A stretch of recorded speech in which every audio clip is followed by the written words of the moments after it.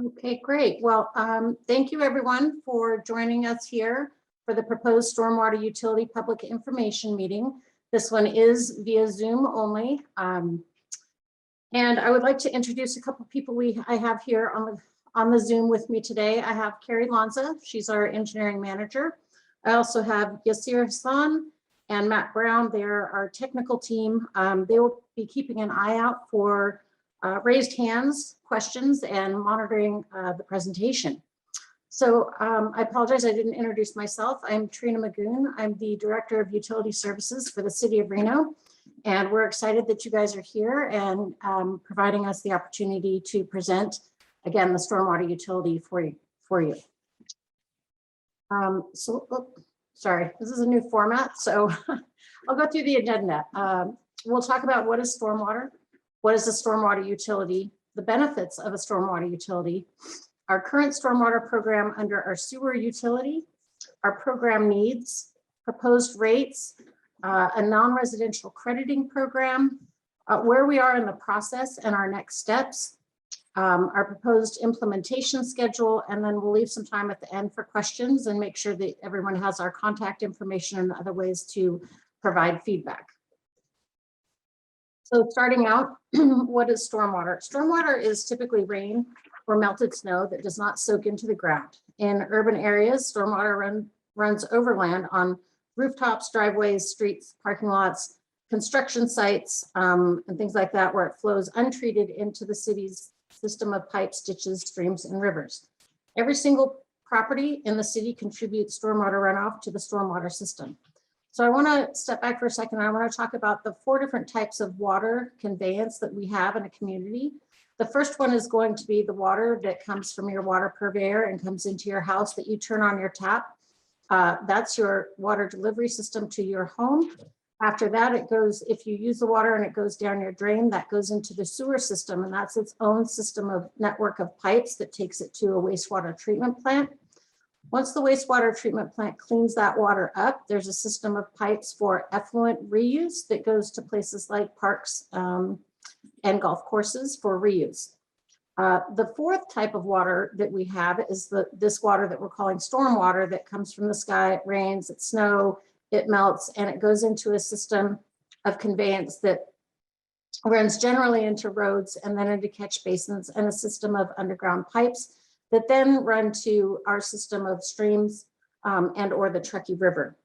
So as stormwater flows over these paved and hard surfaces, it collects trash, sediment, and chemicals like motor oil and fertilizer that can pollute our local waterways, such as the Truckee River. And the point here is that our stormwater system does not go to our wastewater treatment plants to be cleaned up before it gets into our rivers. A properly functioning stormwater conveyance and pre-treatment system can reduce flooding and keep our Truckee River and other natural systems and waterways healthy. So what is a stormwater utility? The City of Reno is proposing to create a new stormwater utility, which, if adopted by City Council, would collect a new fee from customers dedicated to improving drainage and water quality and reduce flooding throughout the city. The stormwater utility fee will provide a dedicated funding source committed exclusively to maintaining and improving these systems. So again, virtually every property in a watershed contributes stormwater to the city's stormwater conveyance system. The city's proposed stormwater fee is going to be based on that demand or amount of impervious surface each property places on the stormwater system. Stormwater fees are common throughout the United States and exist in several municipalities in Nevada, such as Carson City, the City of Sparks, Washoe County, and in Southern Nevada. Okay, so the benefits of a stormwater utility. We have 30 years of reports that have identified projects across the city. And so those reports have identified areas of flood risk or infrastructure that needs to be upsized. The other benefits include the cleaning and maintenance of storm drains and culverts, rehabilitation of aging infrastructure, and addressing the increased frequency or intensity of storms. The benefits will also be compliance with our state and federal environmental regulatory requirements, such as our MS4 permit. Next, we'll talk about some additional benefits of a stormwater utility. And I'm going to hand this over to Carrie because she has been with the city longer than I and has a little bit more history on some of the, I do have that history, but a little bit additional history on these projects. So Carrie, go ahead and tell me when you want me to switch to the next slide. Okay, I appreciate that, Trina. And yes, Trina's perspective outside the city and mine here with Public Works, but we both have flood fighting in our history, both recently and in the in the past decades. So this is a photo of a 2017 event, in which case some ditch overtopping fell into the neighborhood. This is Public Works crews closing roads and cleaning up a big mess, as well as concerned by residents as carpets flooded and just concern over how much we were going to get. Please, next slide. All right, this is the same vicinity, but here on the right, you can see kind of the aftermath of this flooding, in which case, it eroded the roadside. Certainly that could be a danger to cars going by. We have some utilities exposed and infrastructure to fix after this. This picture on the left, oh man, this is just fine, Trina, thank you. Okay. You can just see the velocities of this water and the erosive, and how you really wouldn't want also to be walking along in there and maybe fall into a hole. So next slide, please. All right, we're going to talk about some of the projects that we're looking to do. And this is Chalk Creek Assessment and Design. We've got approximately 1,500 feet of channel near Robb Drive in our northwest area of Reno. And this is Blue Canyon Road and 7th Street. We had a channel relocated to accommodate the development. And now I think this is 20 years later, that channel is unraveling. Some of the next photos will show you. All right, so yeah, you can just see how this mat, which is a common feature used to stabilize channels, has been undermined and is now torn, and folks are losing property as fences fall in, and all of this sediment is going to end up in the Truckee River. And so fixing this type of problem will certainly help water quality endeavors as well. Next slide. All right, I'm moving over to the North Valleys, but on the left, you can see a bar screen where this is a dangerous situation for folks who are typically trying to clean the bar screens and the drop inlets prior to a big storm. However, sometimes these storms transport a lot of material, and you've got somebody standing there next to this hole with water flowing through it pretty fast, trying to fight this and get this going. And sometimes it can flank it, go around it, and you can have land failure too. And then of course, we've got some of the industries on the right-hand side that were inundated actually several feet. Next slide. All right, here's an intersection and an unfortunate vehicle trying to move through that anyway. And this does not appear to be very swift water, but do you know that a half a foot of water traveling at some very low velocity can move a car? And over here on the right, we're also looking at just some pretty powerful water coming out of a culvert and then causing some of this issue here on the left. Next slide. Most are familiar with the HESCO barriers, as they were called, that were used to retain the Swan Lake during and following the 2017 flooding. These are, I'm not even sure in this section these have been removed yet, but of course this reduced lanes and lowered the speed limit, and residents have considered these kind of a nuisance since it impeded their view to the area as well. Next slide. Thank you. This is a picture of the 2017 event along the Truckee River, and we're down here near the Riverside Drive area. And this event did not overtop, and however, it certainly came very close, and this was considered between about a 25-year event to a 40-year event. So this wasn't even the type of events we have experienced. Certainly was a lot of preparation that went into this, as far as the residents and the businesses having to clear the area of people And making sure if you're on top of that bridge trying to pull up debris, that is a frightening situation as a construction operator. So the types of things that we're looking at here, of course, tend to do with the bottlenecks of the bridges, but also some flood walls. And of course, we're very mindful of keeping visual impacts to a minimum as we look at solving some of these issues. We work with the Truckee River Flood Project to provide some solutions. Next slide, please. All right, and this is at Edison Way, more towards the McCarran area on the eastern side of town. And this is a result of river overtopping and some of the side channels that come in through here. But you can just see a big muddy mess. And in some cases, this muddy mess is inside buildings and is something to be cleaned up and damage recovery following. Thanks, Trina. This is an area that we have recently worked on to improve. This is the 4th and Stoker area. And what we had here was basically an underside drainage system from a developed area in the 1960s, in which case all the water would end up at the bottom of the hill as it would, but really impacts a number of properties as well as plugs culvert. And again, like that prior, can bring a lot of dirt and big mess and oils and everything it picks up into the river. So next slide, please. Here is just a glimpse of the project that we used to upsize the storm drains. This was a $6 million project that we did together with NDOT. And while we were the major funding contributor, we certainly appreciated their help, and we will always be looking for other funding sources to assist with these projects when we can. Okay, this is also, thank you.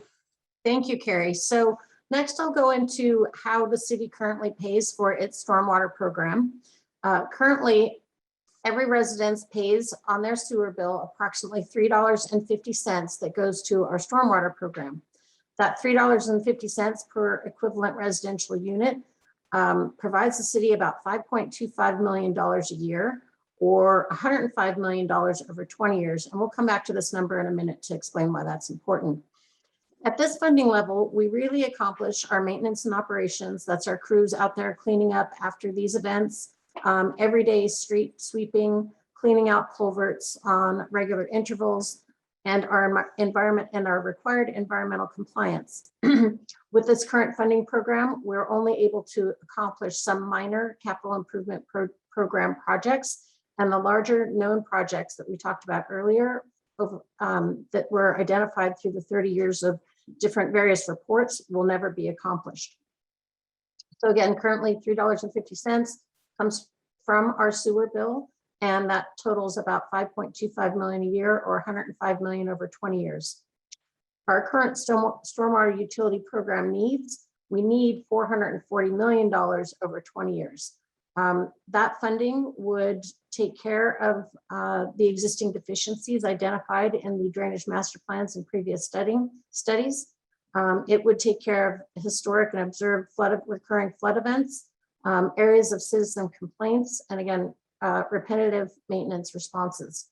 It would also include the existing operations of ongoing maintenance and operations and environmental compliance.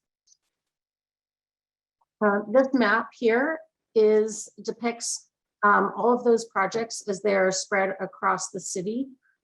Each different color identifies an initial time frame that we've identified to accomplish those projects under the proposed stormwater utility. We currently have a consultant on board who is going through all of those previous results and reevaluating which projects should be done first or in what order. And that would be based on the risk of flooding and damage and things like that. This map is on our website for you to view if you'd like to take a look after the presentation. So next I want to go into a couple of definitions and let everyone know how we've calculated the rates. The first definition is an equivalent residential unit. And so that's a term that's associated with approximately 3,500 square feet of impervious surface. And the majority of single family homes would fall into this. In this graphic, the impervious surfaces are the driveway, rooftops, paved areas that you can see here in this one residential unit outlined in yellow. I just talked about impervious surface area, so I want to provide a definition of that. And those are surfaces that are covered by a hard material or compacted earth through which rainwater cannot drain into the ground, rooftops, driveways, parking lots. As an example, this property outlined in yellow is the majority of it is hard surfaces, and this would equal 26 equivalent residential units. So next, we'll talk about the proposed fees that we're looking at. These fees are estimated between $8.50 and $10.50 a month, with an anticipated reduction on your sewer bill of $3.50 a month, for a total residential fee net difference of $5 to $7 a month. So you would have your same sewer bill, you would have a line item for your sewer bill that would be reduced by $3.50, and then you would have a new line item on your sewer bill called stormwater utility, and that would be between $5 and $7 a month. We are looking at a number of things and why we have a range. We're seeking this public input, and we want to make sure that we can accommodate the things that people are providing feedback on. So some of those things, we're looking at potential tiers for significantly larger or smaller residential properties with significantly larger or smaller impervious surfaces. And we're looking at a potential payment assistance program for low or fixed income residents. Next up, I'm going to talk about some of our peer residential stormwater utility fees. Washoe County, City of Sparks, again, I mentioned this before, Carson City all have stormwater utility fees. Washoe County's fee is $9.31 a month.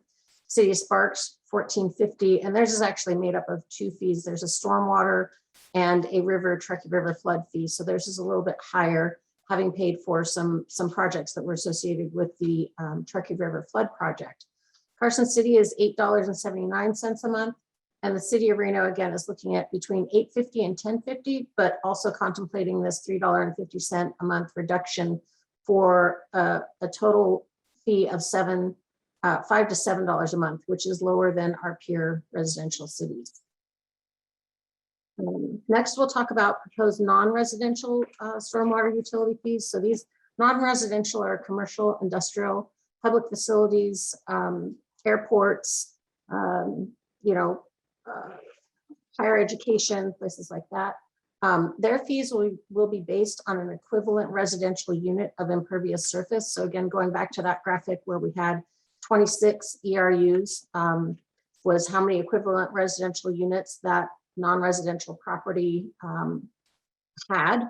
For non-residential properties, we're looking at a crediting program, and the crediting program could be applied for things such as stormwater quality treatment and flood reduction structures, stormwater education programs, potentially for Washoe County School District, excuse me. And we're looking at a potential fee reduction between 30 and 50%. Okay, so some example non-residential stormwater fees. If we look at the Sierra Town Center, which includes Target south of town, it has about 1 million square feet of impervious area, which equals about 286 equivalent residential units. Their monthly stormwater fee would be between $2,400 and $3,000 a month. Currently, their sewer user fee is $650. We'll look at Renown. It's a similar size of impervious area, similar ERUs, similar stormwater fee, but obviously they have a lot higher sewer user fee because they have a lot more fixtures. We come down to a non-residential Econo Lodge Motel, about 109,000 square feet of impervious area, 31 ERUs. Their monthly fee would be around $300. So just some examples of different sizes of non-residential properties. Okay, so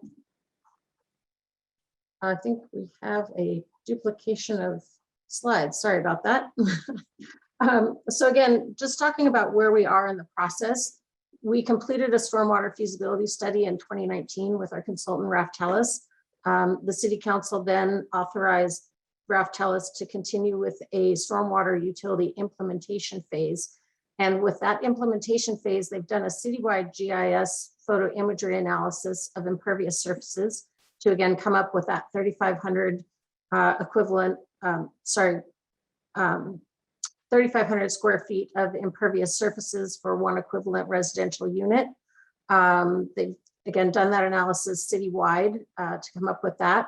And right now we're in the stakeholder and public outreach phase of the project. So we're really here seeking your input on things like, low income programs, or I apologize, got a little congestion here today.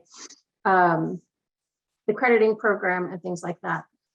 Next, we'll take that information, we will put it back into our financial models and then evaluate the final rates, crediting, and financial plans, and bring that to City Council for their review and consideration. If the council does approve the fee adoption, we will go live billing possibly in mid-2022. And I want to provide some contact information. We have a website. It's www.reno.gov/stormwater utility, all one word. There's a frequently asked questions link on there. And there's a link that you can click to provide comments and feedback. You can always call Reno Direct at 334-4636 or contact Carrie or myself at our email addresses shown on this slide. And I'll leave this up so you can jot those down.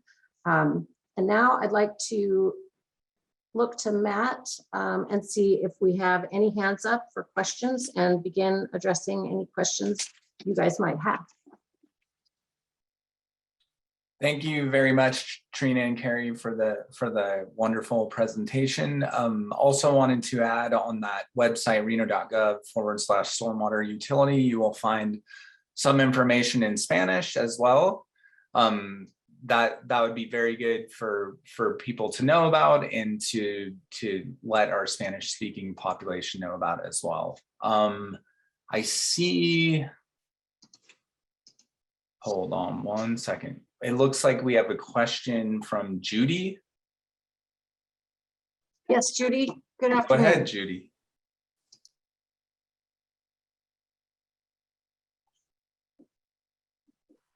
Can you hear me? We can now, yes, Judy. Okay, thank you.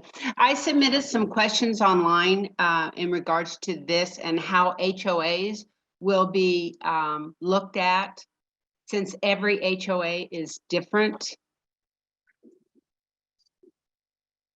Yes, we have received your questioning, and I believe that Carrie was going to get back to you individually with a meeting.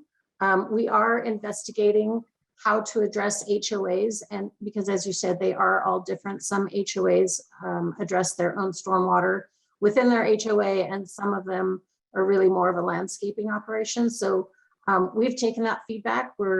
I know that Carrie's going to get back to you individually, but we are looking at it as an overall program and how to address it.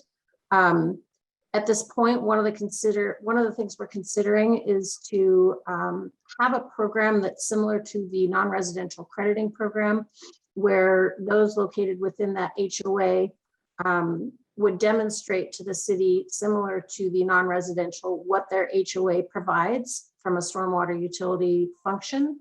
And then we would provide crediting back for that function. Okay, yeah, yes, not going to be easy. I feel for you guys. And then, was a bond ever considered, since you know the amount of money you would like to have going forward? Yes, thank you for that question. We are actually looking at a number of financing options, and we will bring those to our city council for their evaluation. We are looking at, conceptually right now, one option would be to gather fees and perform the studies and environmental permitting for the projects we're looking at, and then bond for the larger construction portion of those projects. That's one scenario. There are other scenarios where it's pay-as-you-go. If we do pay-as-you-go, it'll be a longer duration before we can actually get projects constructed. So we are looking at kind of a hybrid model where we do bond on some frequency, maybe every 5 years, to be able to construct the larger project, the larger, costlier projects. Okay, and then my last question is, because majority of the HOAs in Washoe County have a budget period from January to December. And if this goes in effect in the middle of a quarter, that budget money obviously is not there.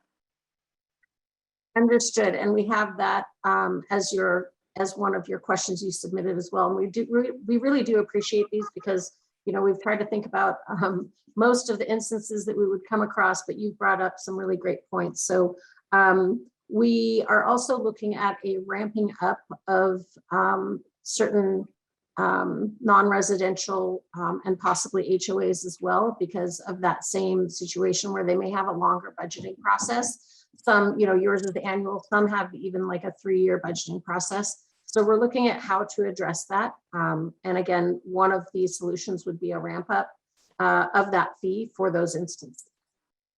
Okay, thank you very much for allowing us to submit questions and actually hear answers.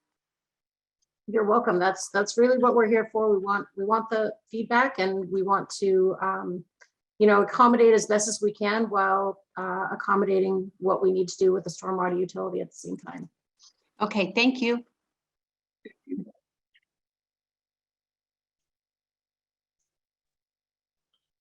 All right, any further questions? Thank you, Judy.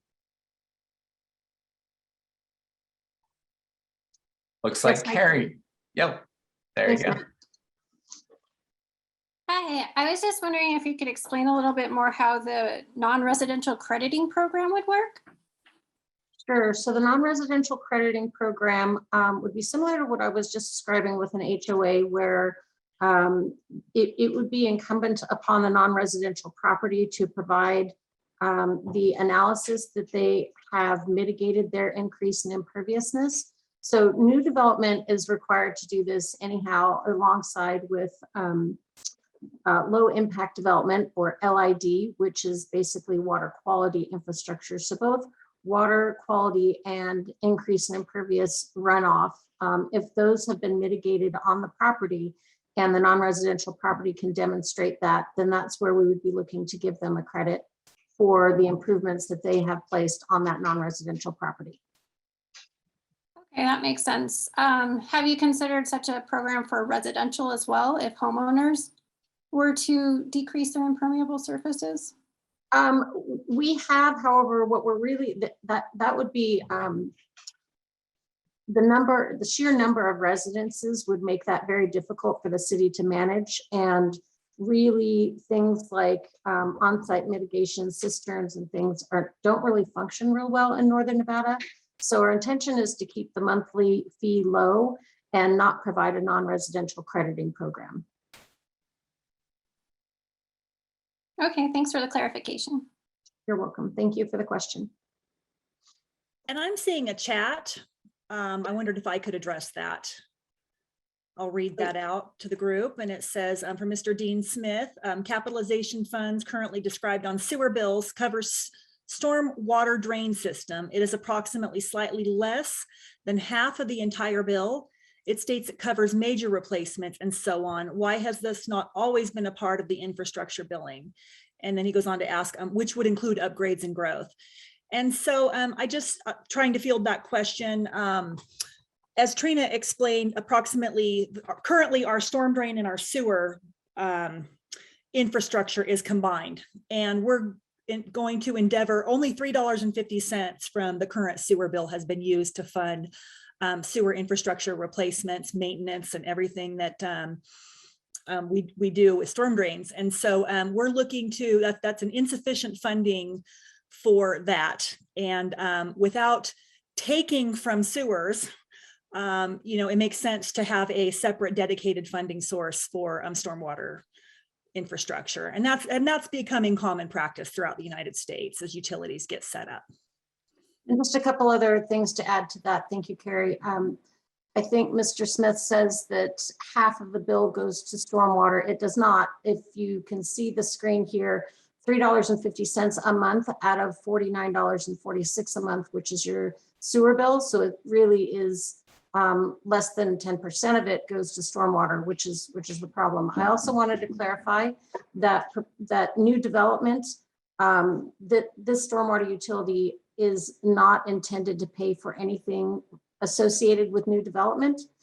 New development has to pay for its own infrastructure. So this really is to fix existing infrastructure We have a lot of aging infrastructure that was built many, many years ago and does need to be replaced at some point. Again, this is why stormwater utilities are becoming common across the United States. Communities are facing this issue. It's a common issue we're all facing. I think we have another question from Wanda Cardinale. How would walking paths along the wetlands and drainage channels be handled? Example, 60,000 square feet net to drainage ditch and has landscape around. So any impervious surface, if it is not conveyed to a detention or retention facility, is still contributing to the system. If it has surrounding landscape, it certainly hopefully has some water quality benefits. I'm assuming that this is associated with an HOA or a drainage district. Again, because we're talking about a lot of paths here that you're mentioning. So again, we are looking to address HOAs and drainage districts individually and have those come in with applications for the flood reduction infrastructure that they maintain within their district or HOA.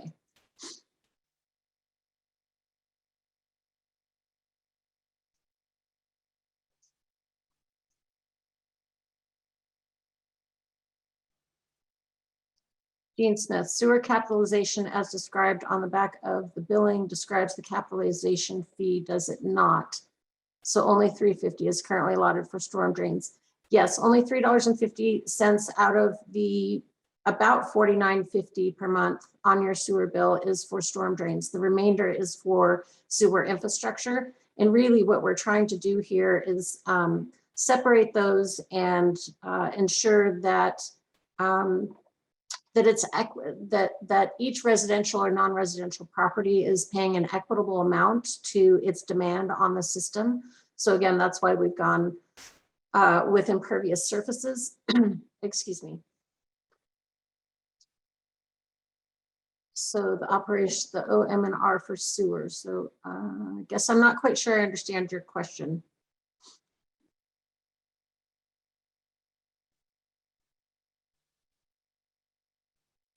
Operation and maintenance, we have both operations and maintenance for sewer systems and for storm drain systems. Those are separate maintenance systems, if you will.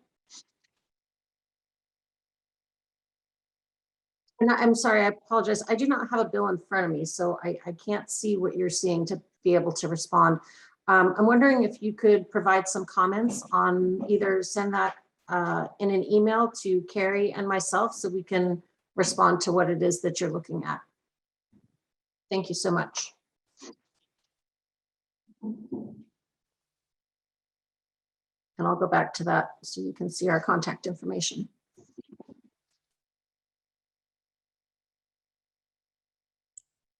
I might just also mention, Trina, yes, we have received a number of comments submitted on the Stormwater Utility website through the through the feedback and questions form.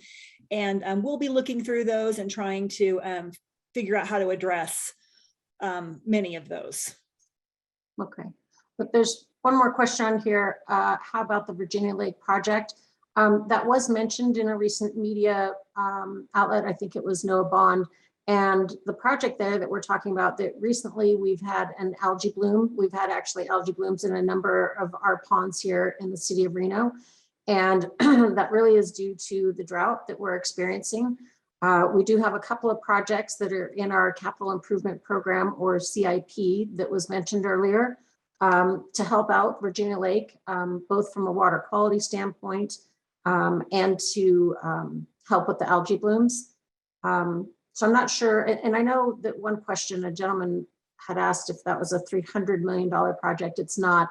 In total, that's about a $3 million, $2.5–3 million project. And yes, Carrie, this presentation is recorded and we can share it on the website.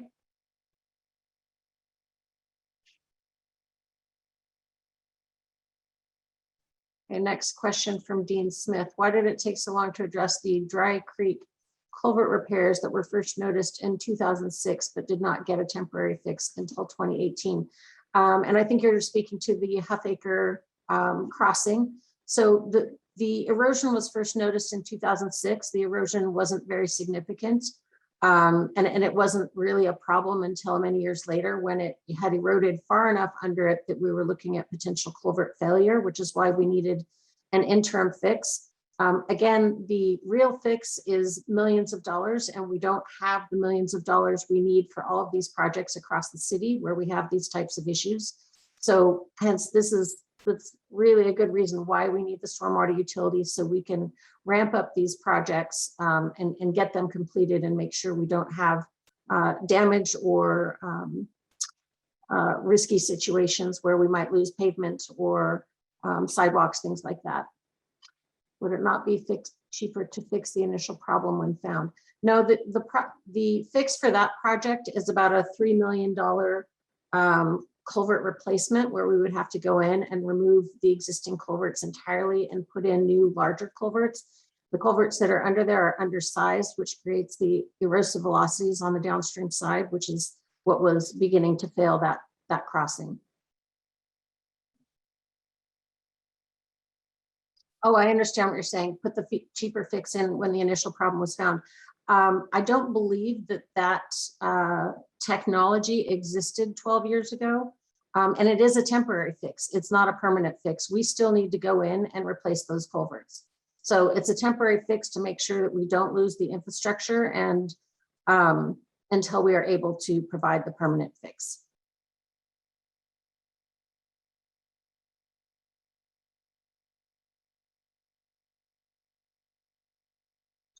So more stormwater is occurring annually. Well, we have, rainfall every year. We have seen an increase in intensity and duration of storms. I think across the United States, we're seeing a lot of change in what we'd historically seen.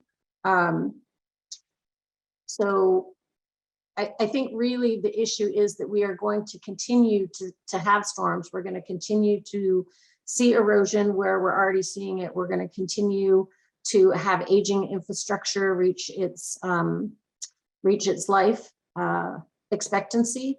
And we need to make sure that we can replace these facilities for years to come. And you're welcome. Thank you for the questions.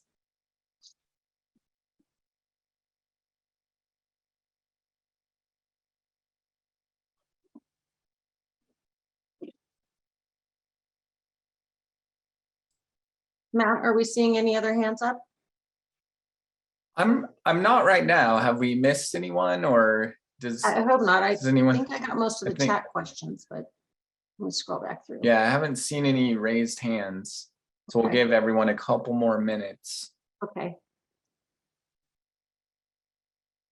Oh, there's one. Wanda. Good afternoon. Hi, I don't know how good my audio will be. Carrie, are you available this afternoon by any chance?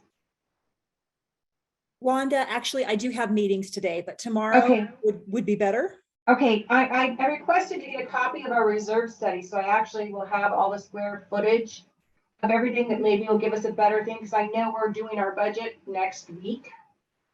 And I just want to make sure that the information that you and I talked about still kind of stands, because I suspect from the conversation today, it's going to change, and probably drastically. So I want to just make sure that we are prepared and don't have to increase dues again next year just because of this. Yeah, certainly, Wanda, we can talk later. And then for the larger group, Ms. Cardinelli's questions refer to the HOAs and drainage districts that Trina tried to address earlier. Exactly. Thank you. Thank you. When evaluating the sorry, I'm going to go back a little bit here. Let's see, we'll go back to, I think Mr. Smith had another question on, well, this is why the maintenance fees are charged on our bills. It clearly states that fees are to cover these issues.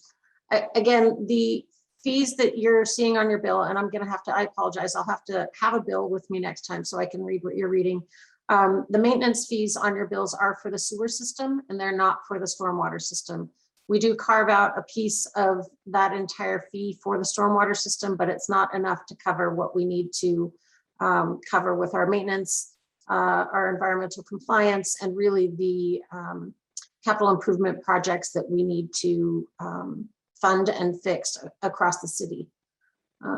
Carrie Jensen asks, when evaluating the GIS data, were you able to determine the percentages of impermeable surfaces for residential versus commercial?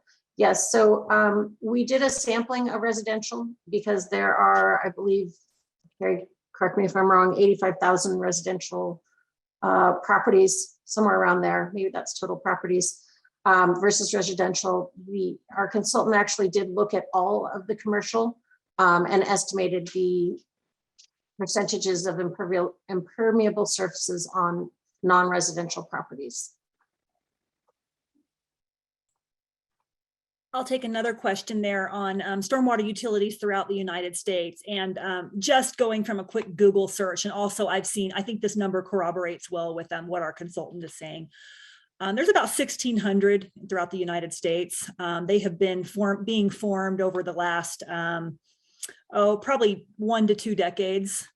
They're just becoming, yes, there's been a ramp up in the last 5 years of the number of, especially as environmental requirements start to get realized into new permitting and water quality control, and just the fact that infrastructure is aging.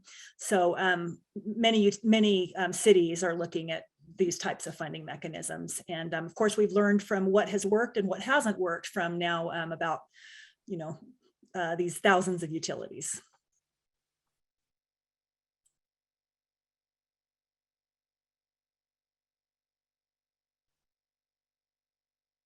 Okay, I think Mr. Smith, we may need to take an offline meeting with you to answer your questions and address what the existing bill states. Again, I'm just going to respond for the remaining people on this webinar that the existing sewer fee is for our sewer infrastructure. However, we have carved out a piece of that to handle our stormwater infrastructure. We do not have any other dedicated funding source or enterprise fund for our stormwater infrastructure, which is why we are looking to set up this stormwater utility. So again, Mr. Smith, if you could reach out to Carrie Lanza and myself via our email, maybe we can set up a meeting to discuss your questions offline, if that's okay.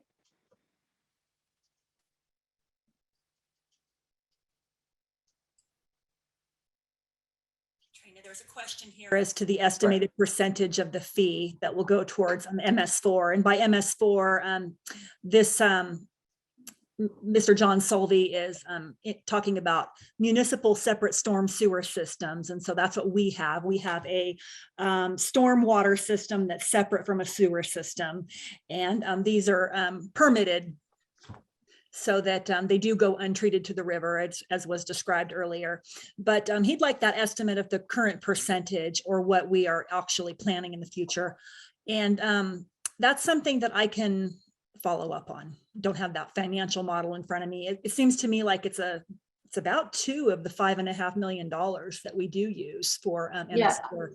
So that's what I recall. And I just also wanted to mention that we are expecting increased MS4 requirements in the coming year or years from NDEP, and we have provided some ramp up of fees in our financial model to account for that. We don't know what those new requirements are going to be, but we do anticipate that there will be more stringent requirements coming forward. As Carrie mentioned before, this is happening across the US as well.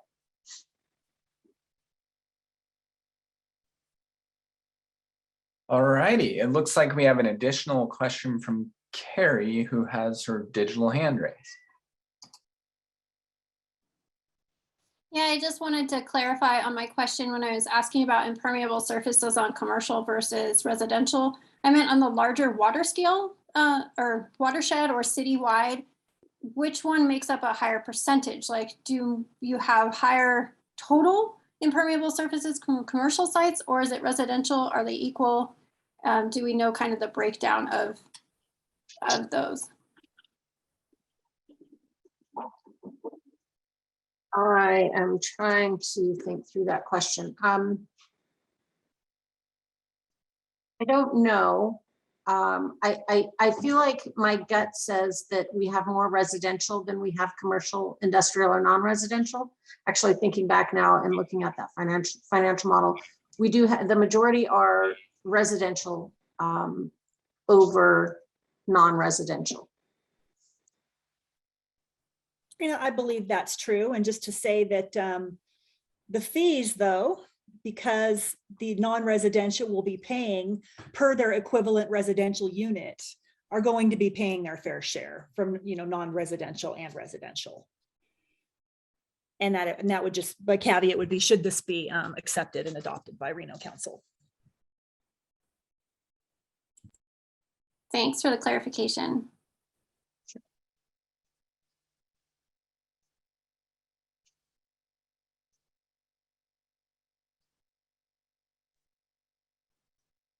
All right, any other questions from the group?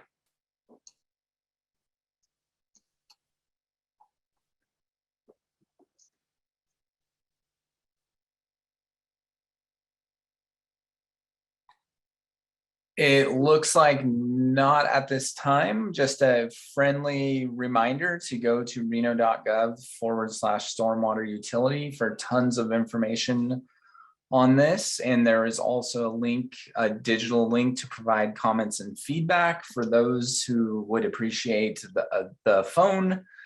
We have Reno Direct at 775-334-4636. And they can get you to the best person, the subject matter expert, to answer your question. Do you have any final thoughts, Trina or Carrie? Yeah, I would just like to say thank you so much for taking your time to join this webinar today. We really are, we want the feedback. We're taking it in. We are addressing the comments and taking them to heart, I guess, if you will. So I just want to say I appreciate everyone taking their time to join this webinar today. And again, if you have any questions, please reach out. Thank you so much.